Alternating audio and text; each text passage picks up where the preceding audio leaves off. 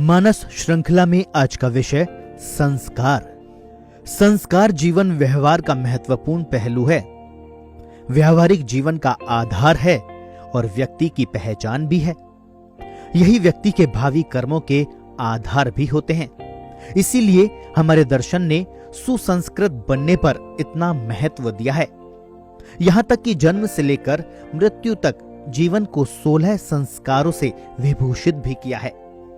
कुछ संस्कार व्यक्ति के जन्म के साथ ही आते हैं। ये पिछले जन्मों से जुड़े होते हैं। इस तथ्य की पुष्टि आज के मनोवैज्ञानिक भी करने लगे हैं। उनका शोध तो भारत की धारणा से भी बहुत आगे निकल गया है। उनका मानना है कि पिछले संस्कारों का प्रभाव जन्म काल में ही विस्मृति में चला जाता है, किंतु वो जीवन भर व्यक्ति के साथ जुड़ा रहता है। बच्चा जैसे जैसे बड़ा होता है, उसके सामने माँ बाप की सीख इतनी आ जाती है कि उसके अपने स्वरूप की समझ ढक जाती है।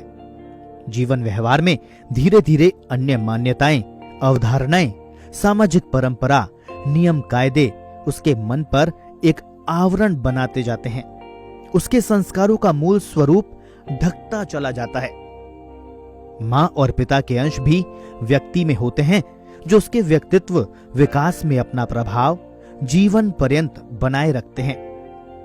व्यक्ति का रिश्ता माता पिता से कभी नहीं टूटता। ऊर्जा क्षेत्र में होने वाले शोध इस तथ्य को स्वीकार कर चुके हैं कि व्यक्ति के चारों ओर जो ऊर्जा का क्षेत्र है, उसका विशेष भाग माता पिता से ही जुड़ा रहता है। माता पिता, मित्र, परिजन और समाज के बीच रहकर व्यक्ति का एक नया व्यक्तित्व तैयार हो जाता है। वो सदा इस बोझ से दबा रहता है कि समाज उसको बुरा न मान ले। वो अच्छे से अच्छा आचरण कर समाज में अपना सम्मान बनाए रखने का प्रयास करता रहता है। यही भाव उसमें नए संस्कार प्रतिपादित करता है। व्यक्ति के शरीर में पिछली 7 पीढ़ियों तक का अंश होता है, जो उसके व्यक्तित्व में परिलक्षित होता है। व्यक्ति के मार्ग में जो जो निमित्त आते हैं, वो इन संस्कारों से जुड़ते जाते हैं। कुछ संस्कार पलते जाते हैं, कुछ छूटते जाते हैं। उनकी छाप व्यक्ति के अवचेतन मन पर अंकित होती रहती है। फिर समान प्रकृति का निमित्त आते ही पिछली स्मृति उसका व्यवहार याद करा देती है। पिछले अनुभवों के आधार पर वो अगला व्यवहार करता चला जाता है।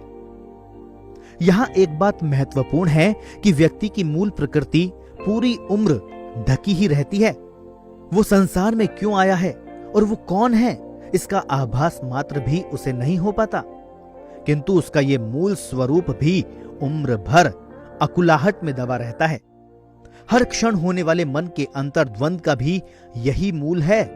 वो कुछ करना चाहता है, नया व्यक्तित्व उसे नकारता चला जाता है।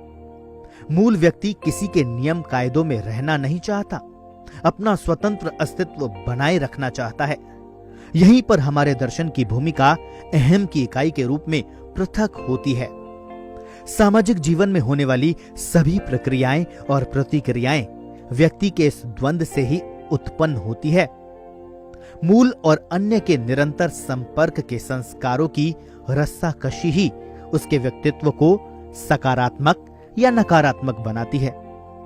उसके प्रकृति प्रदत्त गुण और रचनात्मक क्षमता का विकास ही नहीं हो पाता। कुछ व्यक्तियों में जीवन के थपेड़े इन संस्कारों का विसर्जन कर देते हैं। ये जागरण उनको विकसित कर देता है। उनका रचनात्मक स्वरूप चमक उठता है और एक स्वतंत्र चिंतन धारा शुरू हो जाती है। अपने जीवन को समझना हमारी जीवन शैली का अंग रहा है। स्वाध्याय काल में स्वयं के बारे में चिंतन करते रहना एक नियमित आवश्यकता है। इसी से व्यक्ति शनै शनै अपने मूल स्वरूप तक पहुंच पाता है, अपने संस्कारों का परिष्कार कर पाता है।